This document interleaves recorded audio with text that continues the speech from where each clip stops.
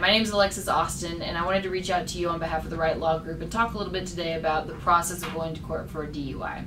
So let's say you've been charged with a DUI. Now what? You were pulled over, the cop either asked you to do a breath or a blood test, and you either gave them that or you refused, and now you're set to go to court. First and foremost, it is imperative that you find an attorney and hire one immediately, unless you qualify for the public defender, and then you can go that route. But having an attorney that understands the DUI laws here in Colorado is paramount to you successfully getting through this process. There are a whole bunch of different issues that come up with DUIs. I'm going to say that again. There are a whole bunch of different issues that come up with DUIs, and a lot of it is very nuanced and subtle, and having an attorney is absolutely important for you to have in this type of case. When you are going to court for a DUI, sometimes it's going to seem like things are just dragging on and nothing's happening. So usually what happens is when you get arrested for a DUI, you're given a ticket by the officer. They talk with you about whether you want to have a DMV hearing. They'll give you that little piece of paper, and then they're also going to give you the piece of paper saying when your next court date is.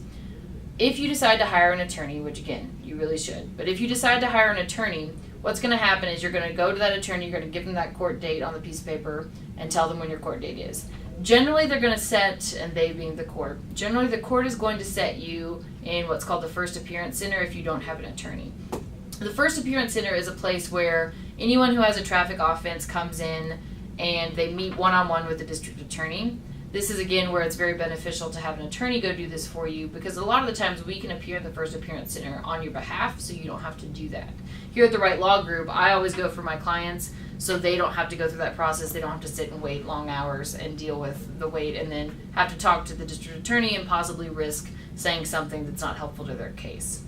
So if you hire an attorney, what we do is we go in, we file our entry of appearance, letting the court know that we're representing you on this matter, and then the court will take that and send it to a division judge. So the First Appearance Center, there are no judges down there. When your attorney enters on the case, we actually move the process along a little faster so you're not left just hanging, waiting around.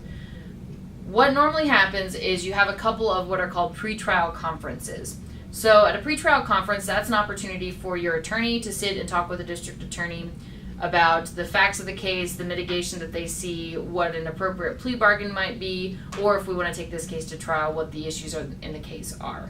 At this date, you don't have to do anything at all. Your attorney will handle everything for you. They'll talk and work out a deal with the DA if needed.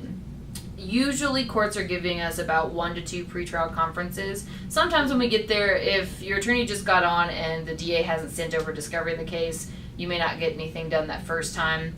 Sometimes the DAs are missing things, so you just have to be patient with the process. And I understand that it can get frustrating, but just know that these processes normally take about 6 months at least to get through this whole ordeal. Now, when you're going to court, a decision time will come where you have to decide whether you're going to take this to trial or whether you want to take a plea agreement. With the pretrial conferences, once you've had your attorney talk to the district attorney, we're then going to decide what different route we want to take. So there are 2 different paths.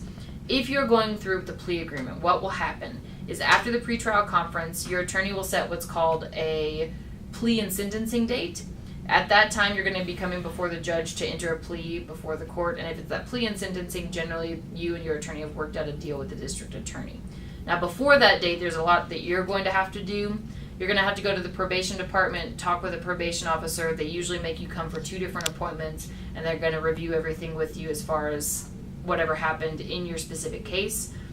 What I do with my clients is I talk with them and prepare them for some of the questions they're going to get. And if you have any questions about those or if you want more information, feel free to contact us, and I'm happy to give you that information. You can also see one of our other videos about what happens in the probation process for more information on that. If you go the second route and you decide to take this track to trial, there are a couple different things that are going to happen. One, your attorney is going to review all of the evidence in the case, review all the discovery, and see if there are motions that need to be filed on your behalf. And you could be setting a motions hearing date. At a motions hearing date, you go through the process of questioning the police officer, and the attorney digs in and tries to point out all the holes in your case. If you have any questions about that process, there's also a video we can give you.